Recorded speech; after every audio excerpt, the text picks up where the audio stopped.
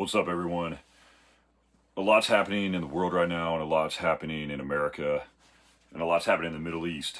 And I know a lot about the Middle East. I got a master's in Middle Eastern policy, speak Arabic, I've been there a ton of times, and I'd like to shed some light and kind of dumb it down on how quick things are transpiring and just how bad it is. And most of it has to do with America's weakness and Iranians' assertion of authority, right? They see a gap. The power vacuum has to be filled. And they know that given America's weakness and given our attention on other things in the world right now, at home, domestically, Ukraine, China's flex on Taiwan here soon, that now is the time to make the play, right? They know they can do it right now, and it's working. And Iran, they're very smart with strategy, right? Look at the Persian Empire, look at their history, right? They play the long game. America doesn't play the long game, right? We play the short election game, right? We operate as a bunch of idiots. I mean, look at all our politicians and listen to them talk about the Middle East. None of them have any idea what they're talking about. Absolutely no idea, right?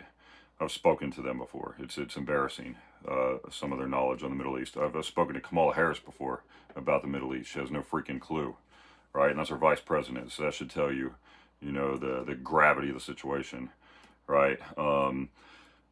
So now is their time to make the move, right? September the 6th, I think it was, America, the Biden regime, and the State Department, right, released $6 billion of frozen assets to the Iranian extremist theocracy headed by the Ayatollah, right? $6 billion that were frozen in South Korean banks because they had the sanctions put on them, right? And America unfroze that money, right, for 5 hostages. It's like, who are these people? Who are these 5 people, right? $6 billion. It's a freaking joke. And you know what? Magically, pretty much exactly 1 month after that, Iran makes its move against Israel, right? The massive terrorist attack killed 1,000 people, flying freaking parachutes in, right? Quadcopters with machine guns on, killing people at that concert, right? It's a bunch of civilians, right? It's a terrorist attack. And you're like, oh, Iran did that? I thought Hamas did that. Well, guess what? Who created Hamas, right? Who funds Hamas? How does Hamas get their weapons, guys? They're magically sent to Hamas, and they make them there in the West Bank. Give me a break, dude. Iran does it, right?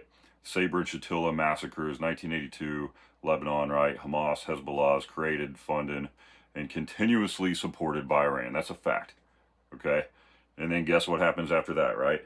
Hezbollah, now we're talking about internal struggle in Israel with Palestine, right? I'm not even taking sides. I'm just breaking it down what's happening, right? Shortly after that, right? Now we have Hamas internally fighting Israel, right? That conflict starts. And then immediately after that, Hezbollah up on the border, right? With northern Israel starts to make their move.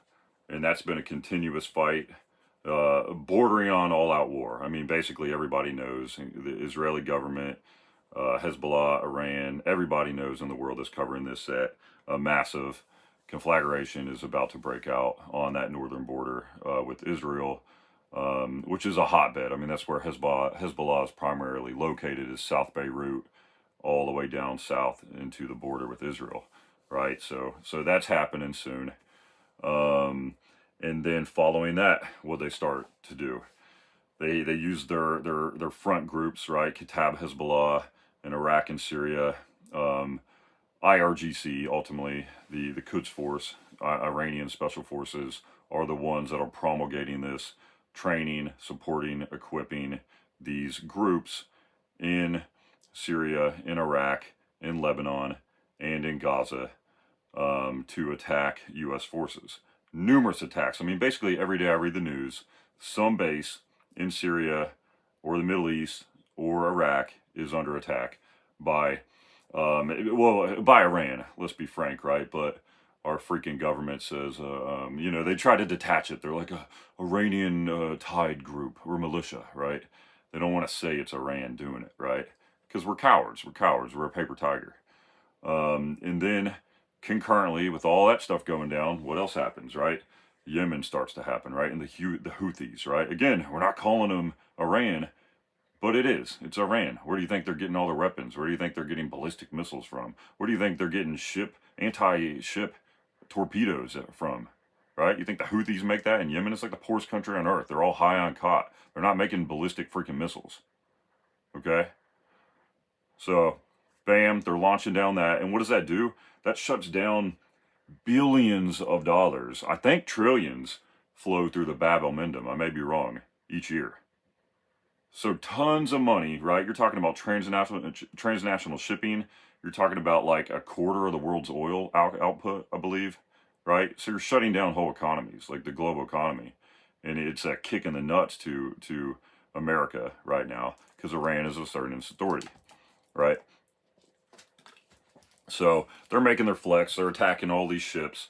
Most of the major shipping companies in the world right now are saying, hey, we're not even going to go into Bab el-Mandeb or into the seas right there, even near Yemen, and even Africa. I mean, 2 of our SEALs, Navy SEALs, were killed, like a week ago or 2 weeks ago, right? And they were boarding a ship that was, again, funded and supported by Iran off the coast of Somalia, moving its way up the coastline, ultimately to Yemen, to give them these weapons, right? I made a podcast on it a week ago.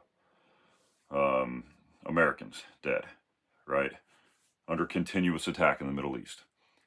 Attacking innocent shipping containers. I think they almost sunk one yesterday, like millions of gallons of oil, right? Which is massive terrorism campaign on a regional scale, right? What else we got? Bam, Houthis shut down Bab el-Mandeb. Then here's the power play, right? Okay, you have long range, and again, these are illegal by international standards. Iran has sanctions on these weapons.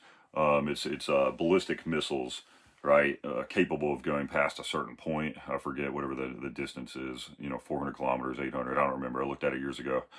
But anyways, Iran shoots these ballistic missiles. They hit Erbil, a really key location. It could be a whole nother podcast of why they hit that, right? They hit Erbil in northern Iraq, okay? They hit Pakistan, right? So Iran bombed this other country. Pakistan has nuclear weapons too, by the way. And what else did they hit? They hit Aleppo in northern Syria, right? So they're showing it's a flex, right? That's how geopolitics is performed. They're showing that they have the capability of doing something, right? And you know what it ultimately lines up with, right?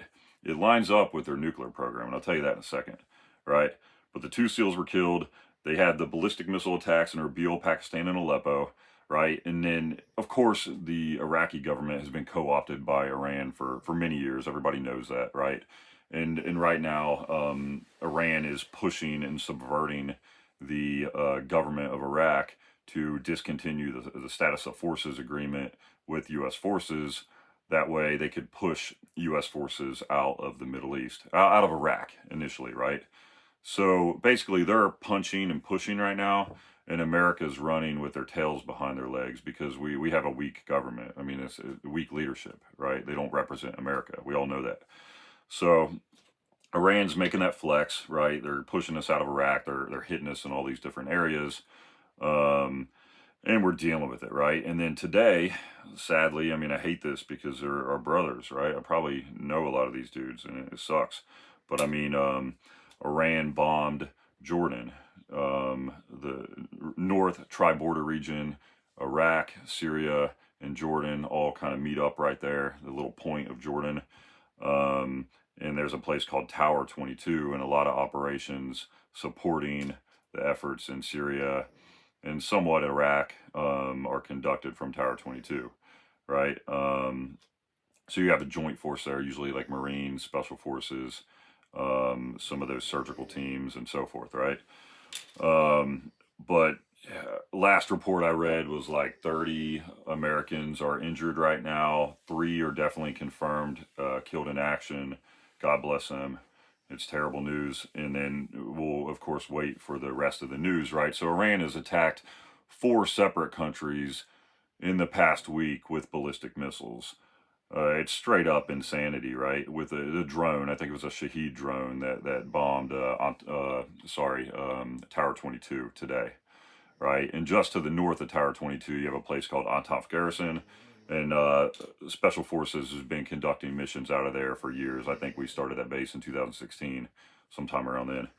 But what it ultimately is Iran is making its flex, right? And they're showing with these ballistic missile attacks that they have the capability with their nuclear program to deliver nuclear weapons wherever they want to. And guess what? They've explicitly made that threat to Israel and to America, the great Satan, over the years, right? And we always have wrote it off like, oh, Iran's crazy. And guess what? You can look back in time and like every president, right, for the last like 30 years has been like, Iran is 6 months away from getting a nuclear weapon. Iran is, 1 year away from getting a nuclear weapon. And that was like 30 years ago, right? So let's be honest. I mean, it's factual knowledge in the community, right, that Iran has nuclear weapons, right? So they have that. They break it down into a payload. They put it on a ballistic missile, and they show America and they show the region and the world that they're capable of delivering that. And guess what? Now they got him by the balls, right? So that's what's happening. And I saw a press release from CENTCOM and from the State Department and the Biden administration, that Kirby, that freaking empty suit, press secretary, whatever he is, right? If you're a guy and you have a secretary in your name, automatically I don't trust you, right? But all those entities said yesterday that they are beginning to pull U.S. forces out of the Middle East. And I'm not even saying, let's take the politics out, like should we be there or should we not be there? That's what's happening right now, right? Iran is making its flex, right? They're punching us in the gut, and we are running with our tail behind our legs. And you know what ultimately it is? It's a flex. They are asserting hegemonic regional control over the Middle East. And that extends up into Turkey. That extends all the way to Israel and the Mediterranean Sea, right?